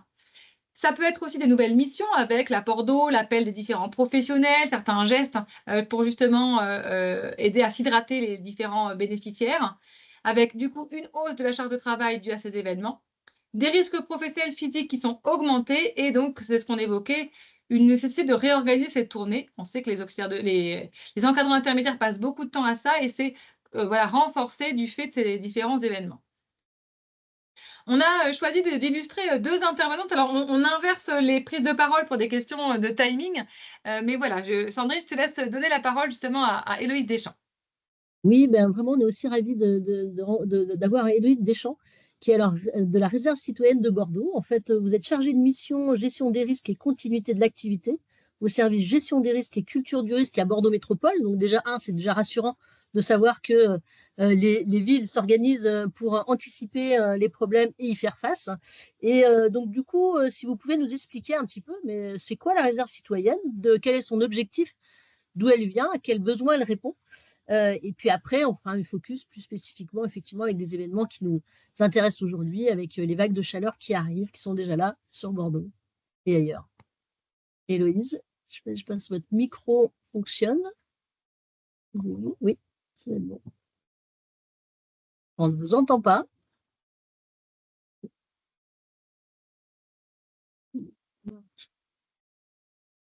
Oui. Voilà. Est-ce que vous avez... Est-ce que vous êtes connecté, Héloïse? Oui, je la vois, elle est connectée. C'est juste qu'en fait, son micro ne semble pas fonctionner pour l'instant. On espère que ça fonctionne. Oui, sinon, on interchange le temps de régler le problème de son. On peut changer, on peut faire intervenir. Je ne sais pas, elle est partie. Héloïse, hein, qu'est-ce que Elle est vous en partie là, pensez? du coup. Elle est partie, elle va revenir. Du coup, elle se rebranche peut-être. Elle essaie de se reconnecter. Ouais. L'idée, c'était d'avoir une vision inspirante. Tout à l'heure, on a vu effectivement le conseil départemental. En fait, vos parties prenantes vous accompagnent aussi sur des événements d'adaptation, d'atténuation. Et là, l'idée, c'est d'illustrer comment localement aussi un partenaire intervient aux côtés de structures d'aide à domicile aussi pour accompagner les publics. Alors, ça y est, elle est revenue. Et on vous entend, Héloïse. Oui, parfait. Mon micro était désactivé par défaut, désolée. Oui. Merci, on vous voit. Super. Bonjour à tous et à toutes. Merci pour ce petit temps d'intervention. Alors, juste, est-ce que c'est moi qui partage la présentation ou pas? Alors, je vais la mettre à l'écran. Hop. Sinon, Non, je vais vous la mettre, regardez. Enfin, quand vous préférez la mettre peut-être directement? Non, mais vous pouvez, il n'y a pas de souci. Du coup, pour répondre à la question de Sandrine, alors la réserve citoyenne, c'est quoi? Donc, c'est un dispositif métropolitain. Donc, concernant l'historique, bon, là, je vais passer rapidement la frise chronologique. Concernant l'historique, donc c'est un dispositif qui a été créé en juin 2023 suite à finalement un double contexte. Il y a eu une succession d'événements météorologiques qui ont touché fortement le territoire girondin en 2022 avec la tempête de grêle, la canicule et surtout les feux de forêt qui ont marqué les esprits de tous. Et il y a aussi un contexte réglementaire en fait qui permettait de donner aux intercommunalités la possibilité de créer une réserve citoyenne de sécurité civile. Donc, ces deux éléments ont permis en fait d'aboutir à la création de ce dispositif, donc qui est effectif depuis juin 2023 avec une première promotion qui a été recrutée. Donc, c'est des bénévoles qui habitent sur une des 28 communes de la métropole, qu'on a agrandi ensuite en octobre 2023. L'objectif étant que tous ces réservistes soient opérationnels. Donc, en fait, ils ont tout un parcours de formation obligatoire minimale à suivre, donc des formations pratiques et aussi théoriques pour s'acculturer au risque sur le territoire de la métropole et qui puissent être ensuite mobilisables sur le terrain ou pour des exercices de sécurité civile pour se préparer au mieux lorsqu'une situation de crise survient. Donc, c'est ce groupe de bénévoles, on est à 159 aujourd'hui. Ce groupe de bénévoles, donc une fois qu'ils ont intégré la réserve, donc ils ont tout un petit parcours de formation. Après, il y a des choses qui s'ajoutent progressivement et chaque année de manière facultative selon les appétences et les disponibilités de chacun, puisque ça reste du bénévolat. L'objectif, c'est que cette réserve, en fait, puisse être sollicité avant, pendant ou après une situation de crise. Donc, ça peut être à la demande d'un maire d'une des 28 communes de la métropole. Ça peut être sur proposition de la présidente de Bordeaux Métropole auprès d'une commune. Et après, en cas vraiment extrême comme les feux de forêt de 2022, on pourrait aussi intervenir sur un territoire en dehors de la métropole. Donc, les réservistes peuvent être missionnés avant une situation de crise. Donc, c'est toute la partie finalement qui est primordiale, qui est l'information, la sensibilisation au risque auprès des habitants, les acculturer en fait pour qu'ils connaissent mieux leur territoire et qu'ils soient mieux préparés aussi finalement aux risques qui peuvent survenir et qui vont pas s'amenuiser dans le temps avec le changement climatique. La partie en amont aussi, il y a tout ce qui est préparation. Donc, on associe dès que l'on peut les réservistes aux exercices de sécurité civile qui se fait sous la coordination de Bordeaux Métropole. Et enfin, pendant une situation de crise, donc situation de crise, ça peut être événement météorologique prévisible, tempête, vent violent, canicule, inondation. Mais après, il peut y avoir aussi des événements subis, donc ça peut être un incendie, des choses qu'on ne peut pas prévoir suffisamment à l'avance, donc c'est vraiment une mobilisation instantanée. Donc là, c'est tout ce qui est aide aux populations en période de crise. Donc voilà, c'est vraiment venir en appui à la population la plus sinistrée, population vulnérable, parce qu'il y a des populations qui sont plus touchées que d'autres selon les événements. Donc là, c'est une petite liste, mais je ne vais pas lire mot pour mot tout ce qu'il y a écrit. Et après, il y a aussi l'intervention post-crise jusqu'au retour à la normale, où finalement, ça va être appui pour opération de nettoyage, remise en état suite à la survenue d'une inondation, par exemple. Ça peut être la gestion des élans bénévoles qu'on peut avoir dans le cadre de situations comme ça a été rencontré en été 2022 pour les feux de forêt, ou encore l'accompagnement administratif des personnes qui ont été touchées sur leurs habitations. Donc voilà les grandes missions de la réserve, donc qui se fait sous la coordination de Bordeaux Métropole à la demande d'un des maires de la commune ou de la présidente de Bordeaux Métropole qui soumet cette sollicitation. Du coup, pour vous donner des exemples de mobilisation opérationnelle qui se sont déroulées depuis l'année dernière, donc en juin 2024, on a eu le premier engagement réel de la réserve citoyenne. Donc, il y avait une vigilance orange orage où là, l'idée était d'activer un centre d'accueil d'urgence pour recevoir les personnes qui habitaient dans un habitat précaire sur Bordeaux-Lac. Donc l'idée étant de les mettre à l'abri le temps de la nuit, que ça se calme et qu'ils surtout ils puissent être en sécurité, dormir, manger et boire en toute sérénité. Il y a eu aussi également un exercice de crise canicule. Voilà, donc ça c'est ce que je disais, il y a des exercices de sécurité civile. Le but c'est de tester le dispositif, de permettre de s'améliorer continuellement et de voir un peu les failles de dysfonctionnement. Et en juillet-août, on a activé 2 fois le plan canicule. En juillet, ça a duré 4 jours et en août, un seul jour. Mais ça a permis de voir toutes les missions sur lesquelles on a pu mobiliser en tout cas la réserve. Donc, toujours activation d'un centre d'accueil d'urgence pour les personnes sans abri qui sont fortement vulnérables face aux vagues de chaleur et appui à des dispositifs plus spécifiques à la ville de Bordeaux. Et du CCAS, mais ça je pourrais le détailler un tout petit peu plus après, vraiment spécifique aux vagues de chaleur. Et là, en janvier 2025, on a eu des vagues de froid qui ont touché le territoire quasiment une semaine. Et là, c'est pareil, les réservistes ont été sollicités pour venir en appui, pour activer un centre d'accueil d'urgence et de le gérer pour recevoir les personnes vivant dans un habitat précaire.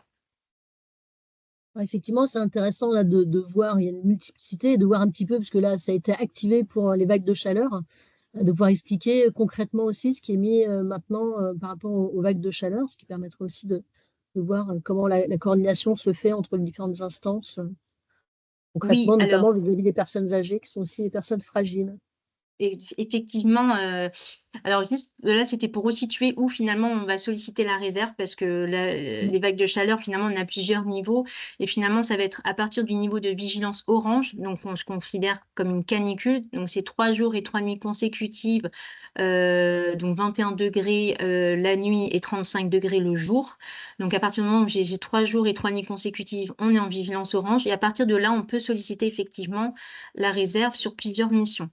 Donc, pour vous donner une petite idée, notamment sur les personnes les plus vulnérables, notamment les personnes âgées, on va avoir un appui aux 2 EHPAD du CCAS de la ville de Bordeaux, donc le Centre communal d'action sociale. Là, l'idée étant que les réservistes viennent en appui pour participer aux tournées d'hydratation et accompagner finalement les résidents des EHPAD, toujours en binôme avec quelqu'un de l'équipe aide-soignante. Ils ne sont jamais sur le terrain seul. Il y a toujours un binôme avec quelqu'un qui exerce le métier, en tout cas qui peut le guider sur ses missions. On a aussi l'appui à la plateforme Autonomie Senior, donc c'est un dispositif dont la ville de Bordeaux est dotée. Là, c'est une tenue de registre finalement des personnes isolées de plus de 60 ans. Et là, dans le cadre de la vigilance orange, on va se focaliser surtout les personnes qui sont considérées en risque majeur. Donc, c'est des personnes d'un certain âge qui sont vraiment seules. Et l'idée étant de s'assurer que tout aille bien. Donc, c'est passer des appels quotidiens. À la fois pour s'assurer que tout aille bien et surtout pour rappeler finalement les gestes préventifs à avoir dans le cadre de vagues de chaleur et aussi de proposer de les amener dans des endroits plus rafraîchis que chez eux. Donc là, c'est vraiment juste de l'appel fréquent. Ensuite, on va avoir des nouvelles missions qu'on va proposer si un plan de canicule s'activait cet été, notamment l'appui au portage des repas à domicile. Donc toujours pour les personnes âgées. Donc là, l'idée, c'est qu'il y ait un binôme en fait entre un réserviste et le livreur. Donc le livreur, lui, va s'assurer vraiment de l'aspect logistique et finalement, le réserviste, c'est plus le côté relationnel, avoir une visite de convivialité, de pouvoir échanger avec la personne, s'assurer que tout aille bien.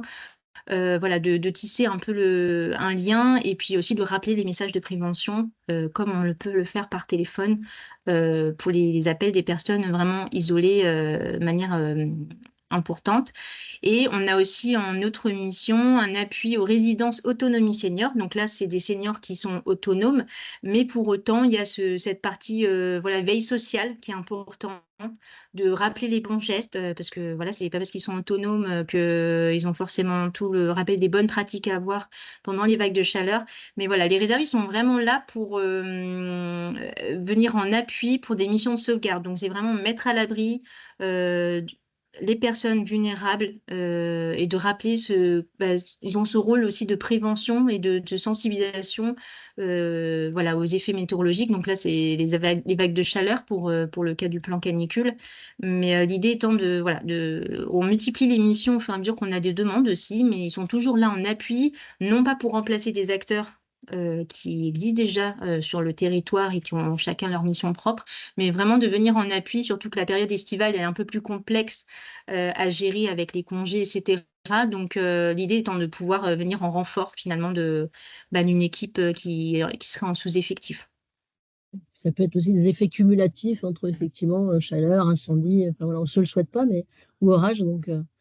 Donc en tout cas, merci Louise. Je ne sais pas s'il y a des questions, mais je ne sais pas s'il y a d'autres réserves citoyennes qui existent dans d'autres villes de la région Nouvelle-Aquitaine. Je ne sais pas si vous avez connaissance, Héloïse, mais ça peut être... Alors, en réserve intercommunale, en tout cas, on est la première de France. En réserve communale, là, sur le territoire de métropole, il y a la ville de Floirac qui en dispose.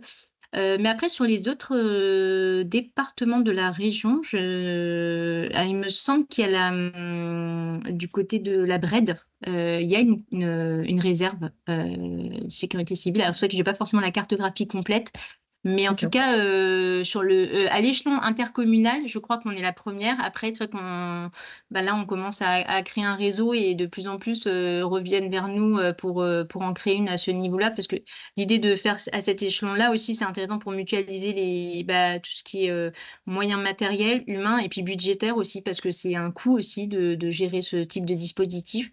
Mais par contre, d'un point de vue réserve communale, je sais que sur le bassin, alors c'est la Teste ou le Teste, je ne sais plus, mais pour les feux de forêt, justement, ils avaient sollicité cette réserve communale.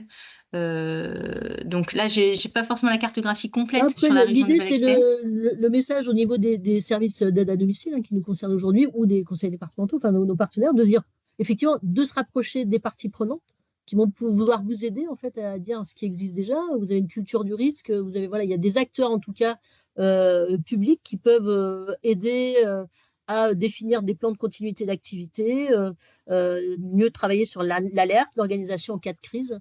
Donc ça, je pense que bien identifier les partenaires dans les territoires où sont installés les services d'aide à domicile, à qui ils peuvent faire appel selon les besoins et vers quelles ressources ils peuvent se tourner.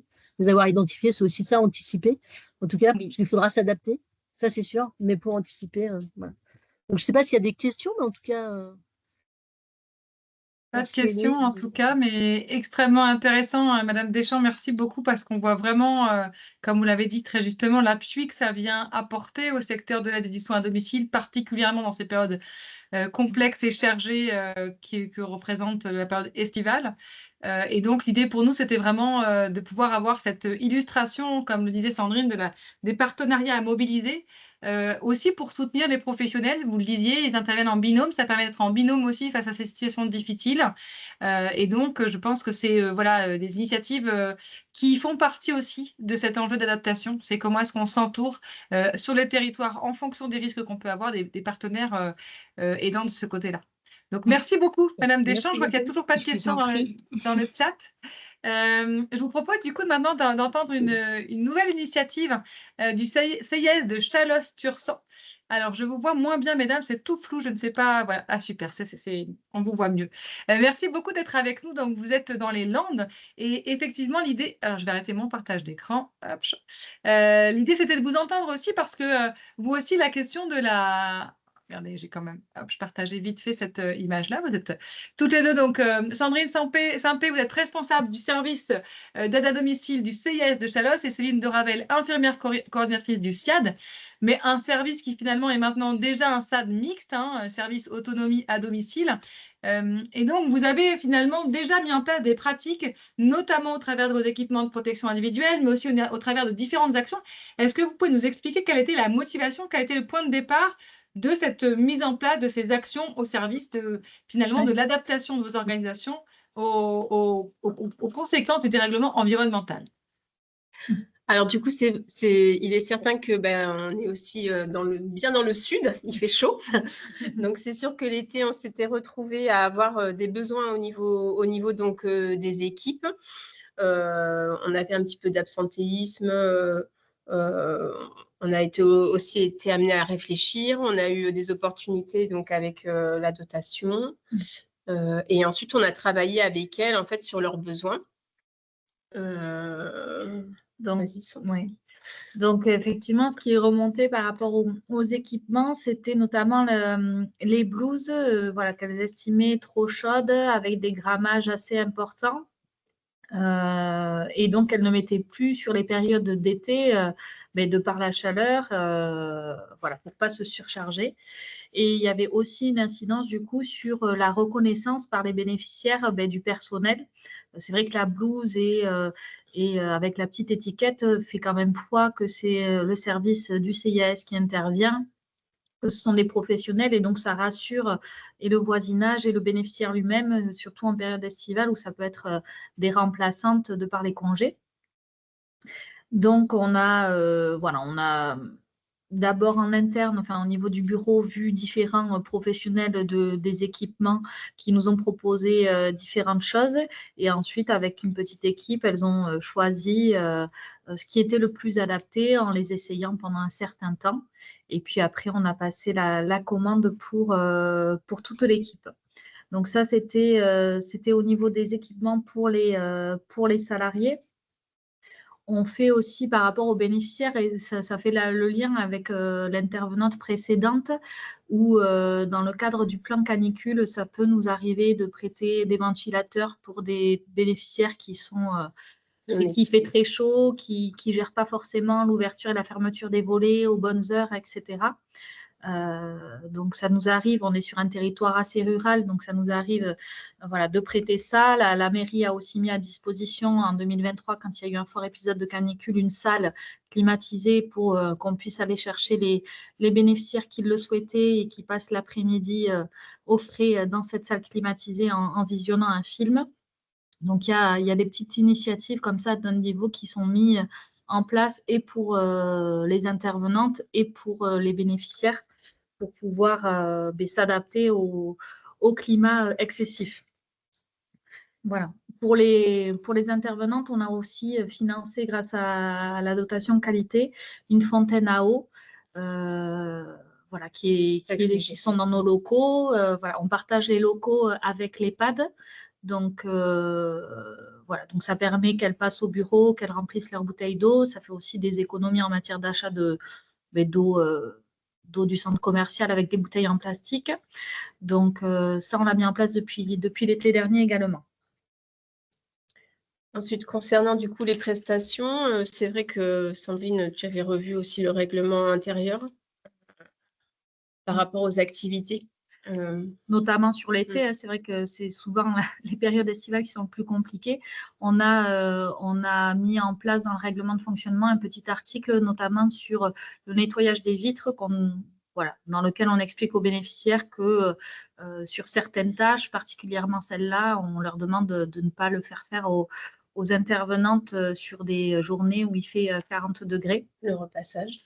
Alors souvent, hein, ils le font d'eux-mêmes. Hein, ils ont ce bon sens et ils leur disent, vous n'allez pas faire ça aujourd'hui, vous le ferez un autre jour.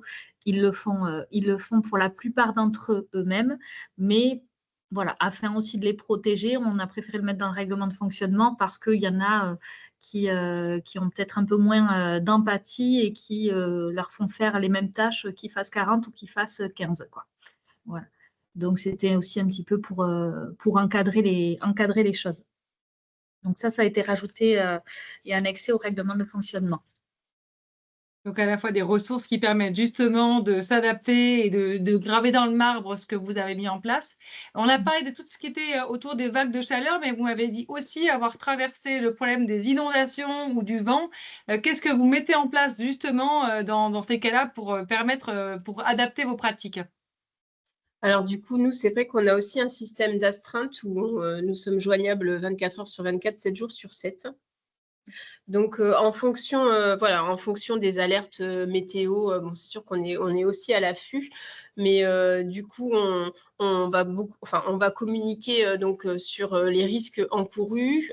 Si jamais par rapport aux inondations, il y a des déviations ou autres, voilà, déjà les agents de terrain connaissent bien justement toutes les routes qu'elles pratiquent, mais ça nous arrive également de nous mettre aussi en relation avec les petites mairies pour savoir en effet si jamais il y a des déviations ou autres et on donne de l'information, on partage de l'information en amont.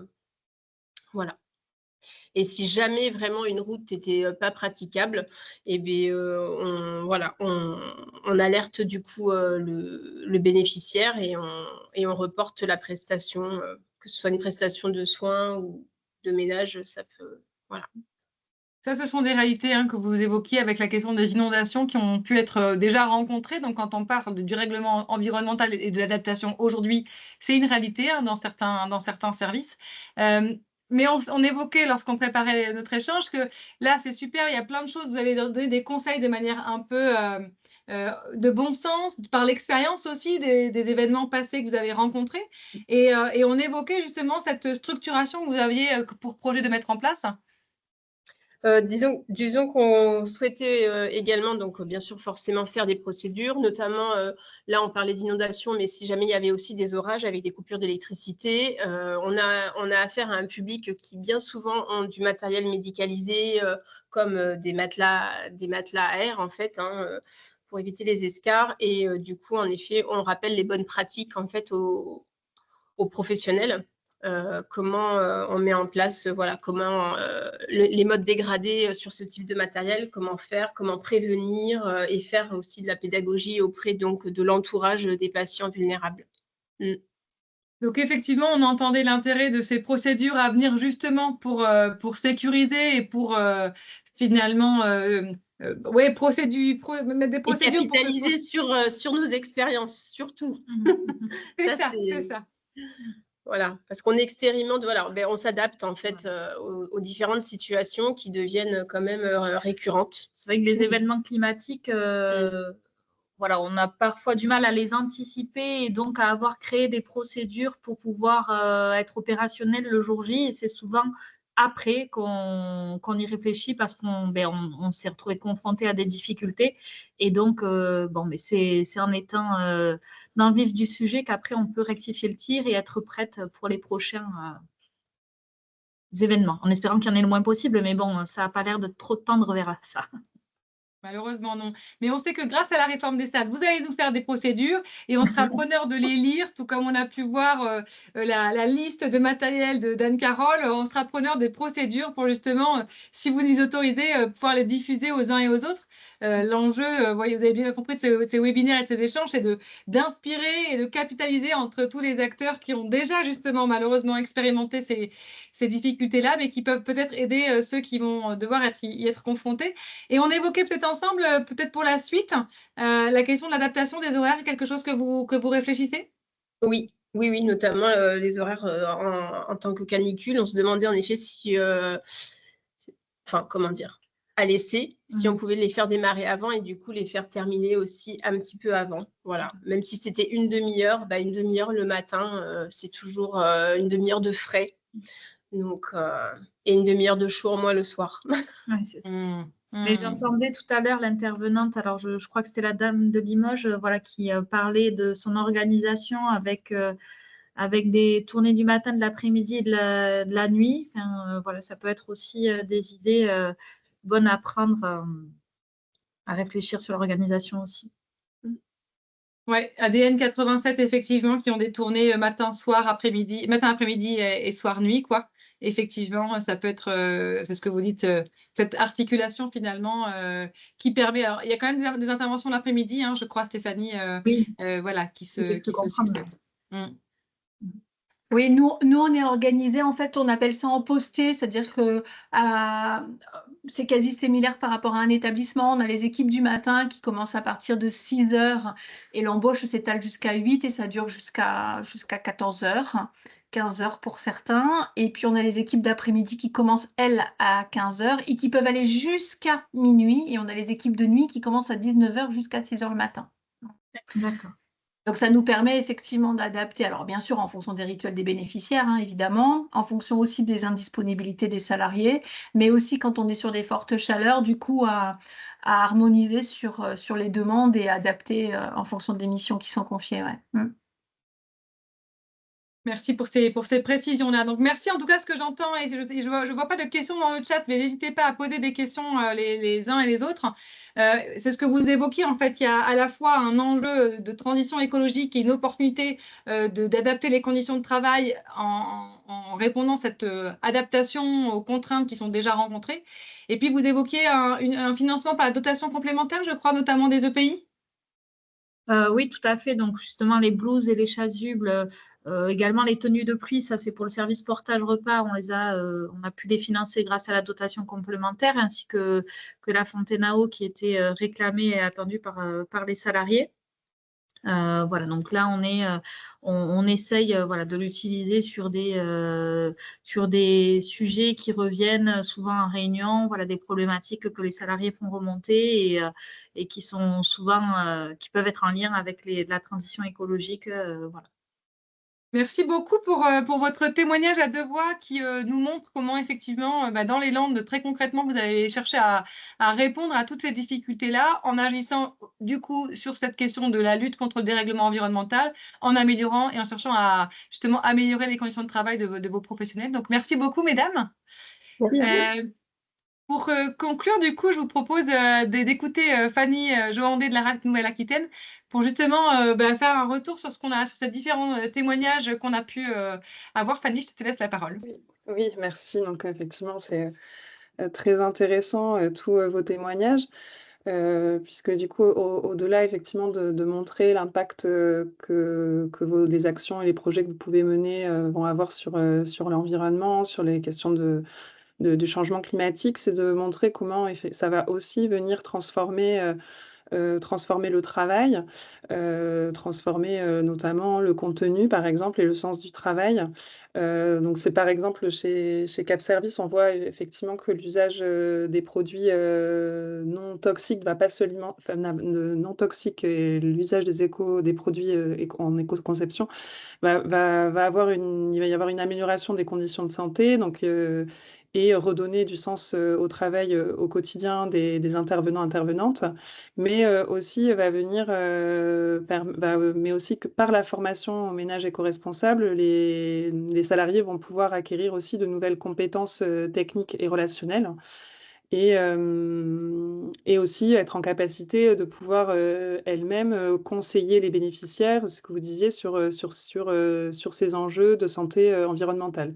Et donc là, il y a une réelle transformation du contenu du travail, puisqu'on n'est plus forcément on n'est pas, dans ce que vous avez pu mettre en avant, on n'est plus effectivement que sur une exécution technique, mais on est aussi sur la question, sur une dimension pédagogique, préventive et aussi valorisante.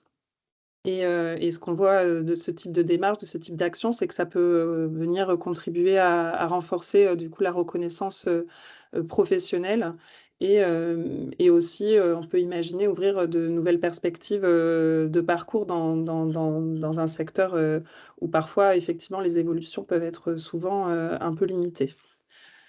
Ce qui semble intéressant aussi à mettre en avant du côté du CIAS de Chalosse-sur-Sang, du coup, ce que je trouve, enfin, ce qu'en tout cas on peut mettre en lien avec notamment les questions de qualité de vie et de conditions de travail, c'est votre capacité notamment à faire évoluer du coup les conditions de travail en vous appuyant sur l'expérience du terrain et sur la participation de vos équipes.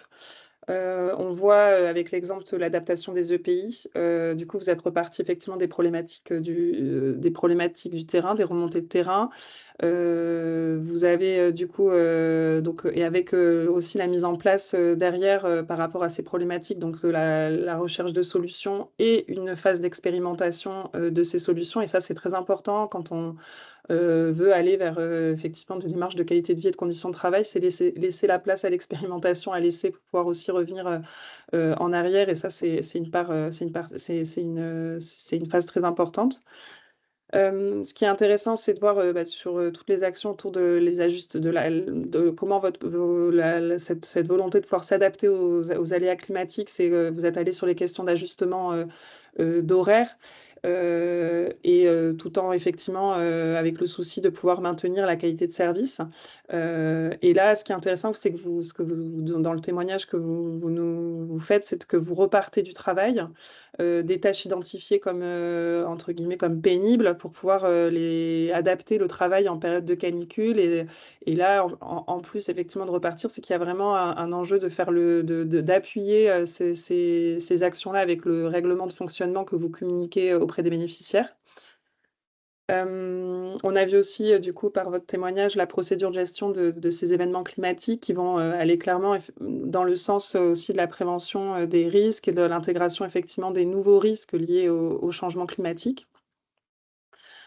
Et enfin, ce qui est intéressant de donner à voir pour ADN 87 par rapport au témoignage, c'est qu'on va avoir du coup un fort impact sur la santé au travail. Dans un secteur d'activité où effectivement les déplacements prennent du temps et donc la mise en place la mise à disposition des véhicules électriques et hybrides, vous l'avez du coup évoqué, ça va venir limiter l'usure physique liée à l'activité de conduite. Donc vous l'avez dit, je cite, moins de bruit, on a du temps calme, une conduite plus fluide, on se sent moins fatigué.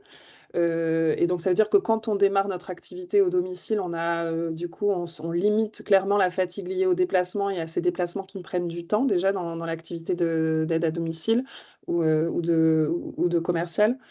Et vous avez parlé aussi de la facilité à se stationner. Et donc là derrière aussi, c'est si j'arrive à me stationner aussi plus facilement, ça veut dire que j'arrive à accéder au logement plus rapidement et derrière on voit qu'il n'y a pas de risque effectivement lié au retard pris sur les prestations.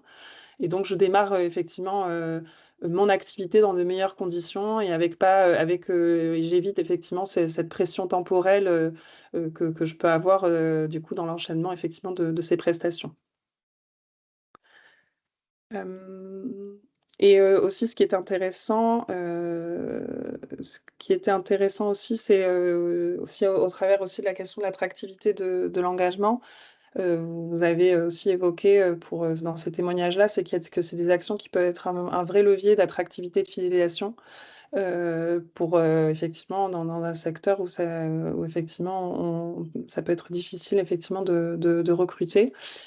Et ce que je trouve aussi intéressant par rapport au témoignage de la réserve citoyenne, c'est que là où effectivement on met en place, on essaye de trouver des solutions, qu'on se trouve dans des logiques effectivement d'atténuation et d'adaptation, c'est de se dire que parfois aussi les solutions, elles peuvent aussi se trouver à l'extérieur de son organisation, et comment est-ce qu'on peut se rapprocher aussi de telles initiatives pour venir essayer de trouver des solutions aussi soutenantes pour le travail, mais à l'extérieur aussi de son organisation, et comment est-ce qu'on se rapproche effectivement des acteurs locaux sur notre territoire. Donc, en conclusion, effectivement, ce que ces témoignages nous enseignent, c'est que lorsque effectivement la transition écologique, elle est pensée par et pour le travail, cela peut être un vrai levier de transformation positive, que ce soit sur effectivement la santé au travail, le sens, et aussi sur l'organisation du travail. Mais juste vraiment en conclusion de la conclusion, quelques points de vigilance. C'est des démarches qui peuvent prendre du temps pour se déployer, qui peuvent du coup nécessiter de l'accompagnement. Du coup, vous l'avez évoqué aussi. Ça implique souvent donc, des changements ça peut impliquer des changements de pratiques qui parfois ne sont pas toujours visibles ni discutés. Donc c'est pour ça que c'est important d'avoir ces temps d'échange et ces temps où on implique les parties prenantes qui vont être vraiment impactées par les changements de pratiques et par la nouvelle organisation mise en place. Et aussi, elles peuvent du coup venir aussi réinterroger les équilibres de charges, de moyens, de responsabilités. Et c'est pour ça que c'est important de s'appuyer sur les parties prenantes, sur les questions de dialogue social et professionnel, pour pouvoir du coup aller vers des changements et des transformations durables. Ouais.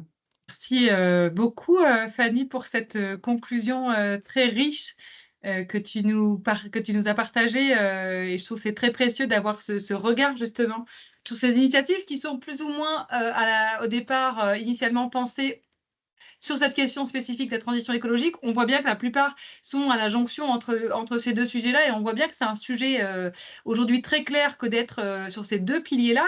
On en reparlera la semaine prochaine pour vous présenter justement le cœur de ce projet transition écologique et qualité de vie au travail, avec cet accompagnement cette formation et accompagnement qu'on a envie de vous proposer.